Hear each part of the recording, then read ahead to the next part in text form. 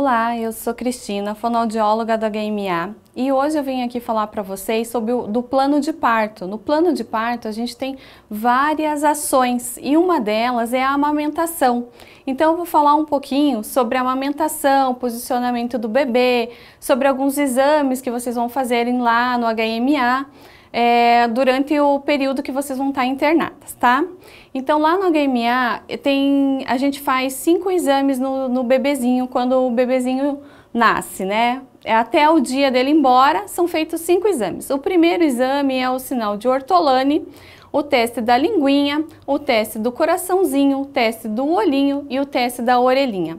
Lá no hospital eu vou estar fazendo com vocês o teste da orelhinha para ver se o bebezinho de vocês tem algum problema de audição, tá? Se a gente fizer o exame e der alguma alteração no exame, a gente marca um retorno, um reteste, faz o exame novamente e depois, se der tudo normal, a gente já coloca o resultado na carteirinha. Se der alguma alteração, a gente faz o encaminhamento necessário. Tudo isso para detectar perdas auditivas o mais precocemente possível, tá? E dentro da maternidade, quando o bebê nasce, já na primeira hora, a gente tem um incentivo ao aleitamento materno. Então, já nessa primeira hora, é colocado o bebê no seio para a mãe fazer a primeira amamentação, lá no centro obstétrico mesmo. Depois, quando ela vai para o quarto, o bebê sempre vai junto com a mãe, vai estar com ela todo o tempo do internamento do lado da mãe e vai fazer a amamentação conforme livre demanda, né? Conforme o bebê solicita, tá? Então, quais são as vantagens do aleitamento materno, né? O aleitamento materno é o melhor leite para o seu bebê, porque ele traz muitas vantagens, tanto para a mãe, quanto para o bebê, quanto para a família. E a mãe, ela tem um vínculo, estimula um vínculo muito maior quando ela está com o bebezinho ali no seu colo, dando o leite materno, né? Estimula várias coisas, o olhar, a audição, a linguagem, é estimulado muitas coisas durante aquele momento de amamentação. E a gente também fala que é proibido a amamentação cruzada. O que é a amamentação cruzada? A amamentação cruzada é quando uma tia, uma vizinha tem leite, tem um outro bebezinho pequeno, também está amamentando e dá o leite para o seu filho. Ou você está amamentando o seu filho e a vizinha não tem leite, você vai lá e amamenta o bebezinho da vizinha. Isso não pode, porque cada mãe tem os nutrientes necessários para cada bebê. Você também não sabe se aquela vizinha teve algum tipo de infecção, alguma outra coisa que pode ser transmitida no leite, né? Que vai passar para o seu filho. Então, cada mãe tem que dar o leite para o seu próprio bebê. Os nutrientes são feitos para o seu próprio bebê. É como se fosse uma vacina, uma imunização. O primeiro leitinho que a mãe vai receber é o colostro, né? O colostro, ele é produzido entre o primeiro e o 5º dia após o nascimento do bebê. Ele é rico em proteínas e fatores que ajudam na imunidade desse bebê. Então, às vezes, quando a mãe vem do parto, né, cesárea principalmente, demora um pouquinho mais para descer o leite, né, esse colostro, né? Mas a gente faz algumas iniciativas que fazem com que o leite estimule a descida desse leite, tá? O leite de transição é o segundo leite que vem depois do colostro, que é do 6º dia ao 15º dia após o nascimento do bebê. Ele é rico em gorduras, lactoses, nutrientes e contribui para o crescimento e desenvolvimento do bebê. Depois dessa fase vem o leite maduro, que ele já é produzido a partir do 15º dia após o nascimento do bebê. Esse leite tem nutrientes importantes para a criança e é o reflexo da alimentação da mãe. Então, nessa fase que o bebê começa a ter as cólicas, né? Tudo que a mãe se alimenta pode refletir em cólica para o bebê. Então, é muito importante a mãe prestar muita atenção no que ela está comendo. Se o bebê teve cólica hoje, eu comi feijão, eu comi abacaxi, eu chupei uma laranja e deu cólica no bebê, fica mais atenta para esses alimentos e acaba substituindo eles temporariamente, tá? Mas o que faz mal para uma mãe não faz às vezes para outra, depende muito de organismo para organismo. Por isso que sempre tem que estar observando durante a alimentação o que vai gerar cólica no bebê ou não. Tem bebês que também passam tranquilos sem cólicas, tá? Tem o leite, quando a gente faz a ordenha desse leite, a mãe vê que o primeiro leite, sim, sai bem clarinho. Esse leite clarinho, ele é o leite que faz com que o bebê, é a primeira fase do leite ali, que vai fazer matar a sede. A segunda, a terceira é um leite mais gorduroso, que vai fazer o bebê engordar. Então, assim, primeiro ele vem clarinho, depois ele vem mais gorduroso. Então, às vezes, tem mães que olham, e o leite varia muito também. Umas mães têm um leite mais claro, outras têm muito amarelos. A gente já viu em estudos que mães veganas podem ter leite verde. A gente já viu leite verde, mais averdeado, das mães que são veganas. Então, assim, ele varia muito dependendo do organismo, dependendo do que a mãe come, né? Então, ele varia muito a coloração do leite. Então, nem sempre um leite que é bem clarinho é um leite fraco, tá? Porque tem mães que acham porque o leite é claro que o leite é fraco, mas não. Existe vários tipos de coloração mesmo de leite. Cada mãe vai produzir o seu. Cada mãe tem um organismo e produz de um jeito diferente, tá? Durante a amamentação, você deve evitar bebidas alcoólicas, fumar, outros tipos de vício, né? Medicação somente com prescrição médica, para que não afete na hora da amamentação, né? Para que não prejudique o bebê. Para a gente ter um sucesso na amamentação, o que a gente precisa, né? A gente precisa, assim, respeito pela decisão da mulher, né? Então a gente precisa apoiar muito essa mãe, né? Tanto familiar que vem para acompanhar. Então o acompanhante nesse momento é de extrema importância. Tem que ter um acompanhante que venha para a maternidade para ficar junto ali com a mãe, né? A mãe vai ter acompanhante 24 horas por dia, mas é necessário que esse acompanhante ajude a mãe nos cuidados com esse bebê, né? Ajude a mãe na hora do banho, ajude a mãe na hora da amamentação, ajude na hora de trocar a fralda, na hora que vai levar o bebezinho para pesar, né? Então a mãe precisa muito desse apoio, né? E também muita ingestão de líquido para produzir bastante leite e descanso, né? Então por isso que a mãe, principalmente na maternidade, a mãe precisa de alguém que vai estar ali junto com ela, sempre ajudando, porque descansa muito pouco. Toda hora entra uma enfermeira, tem uma medicação para tomar, tem uma médica para avaliar a mãe, tem uma médica para avaliar o bebê, tem exames para fazer no bebê, né? Então são diversas situações que fazem com que a mãe precise de ajuda nesse momento. Então é muito importante ter alguém junto com a mãe, né? Ela ter um acompanhante que vai ali ajudar ela nesse período, tá? E quais são os benefícios do aleitamento materno, tanto para a mãe quanto para o bebê? Então os benefícios para a mãe: previne anemia, hemorragias pós-parto, contribui para a volta do útero ao tamanho normal, previne câncer de mama, colo de útero e ovários, previne osteoporose, reduz o risco de desenvolver doenças cardíacas e diabetes, inclusive as que tiveram diabetes gestacional, ajuda no emagrecimento até 800 calorias dia. Já para os bebês, reduz em 13% a mortalidade até os 5 anos, rico em nutrientes e sais minerais. Provoca menos cólicas nos bebês, colabora para a formação do sistema imunológico da criança, previne alergias e infecções respiratórias e previne a obesidade. Agora eu vou mostrar para vocês alguns posicionamentos de como a gente pode pegar o bebê para amamentar, tá?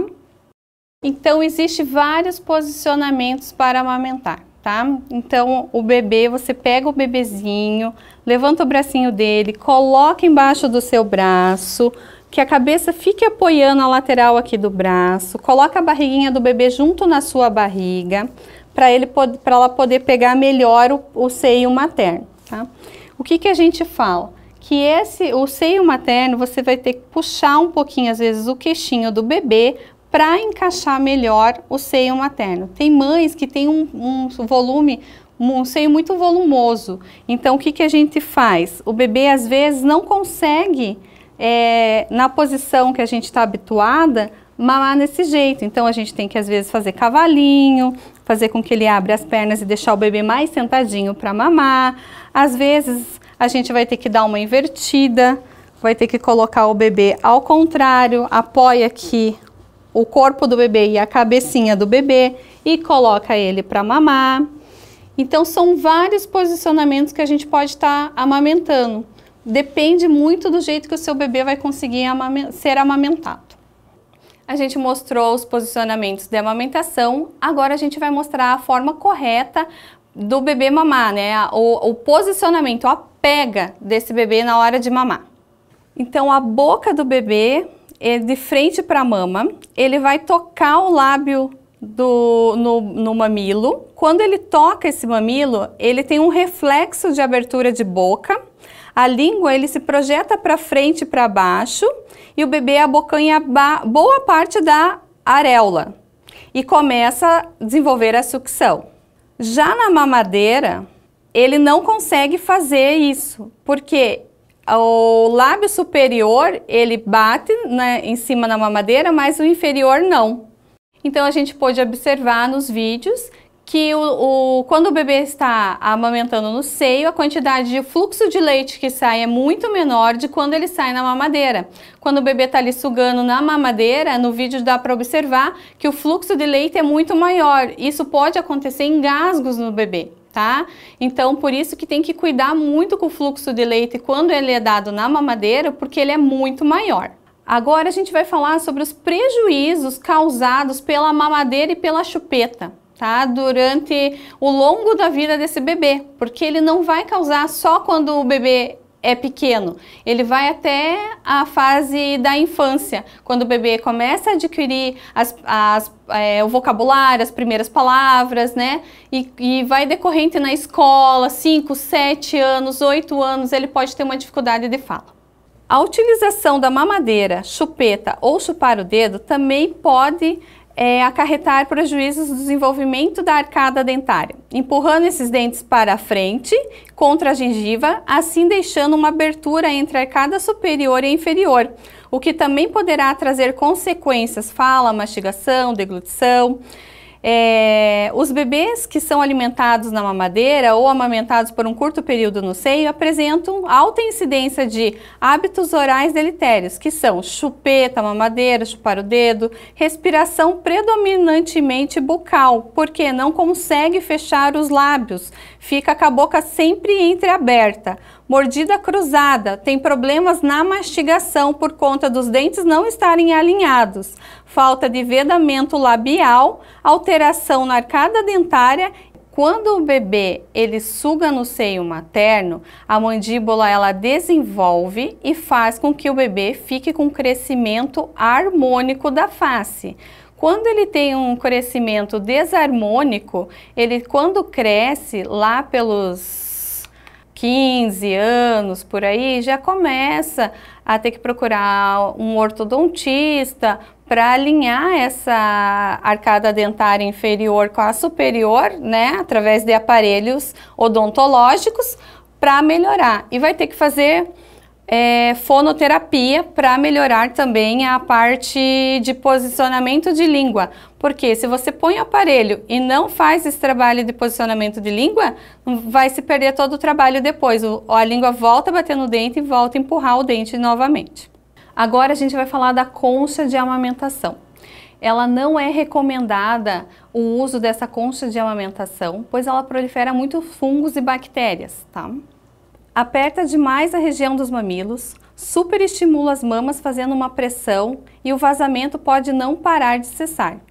Pode ocorrer vasoconstrição, impedindo a livre circulação de leite e sangue na região, podendo causar mastites, engurgitamento mamário ou até evoluir para problemas mais graves, e demora para cicatrizar as fissuras. Alguns cuidados que a gente precisa ter com as mamas. Não estimule as mamas, pois ela pode liberar ocitocina, podendo causar contrações e trabalho de parto prematuro. Nos casos de gravidez de risco, caso a mãe esteja amamentando, deve ser interrompida. Após o parto, lavar a mama somente com água e sabão, passar o próprio leite em volta dos mamilos, para hidratar.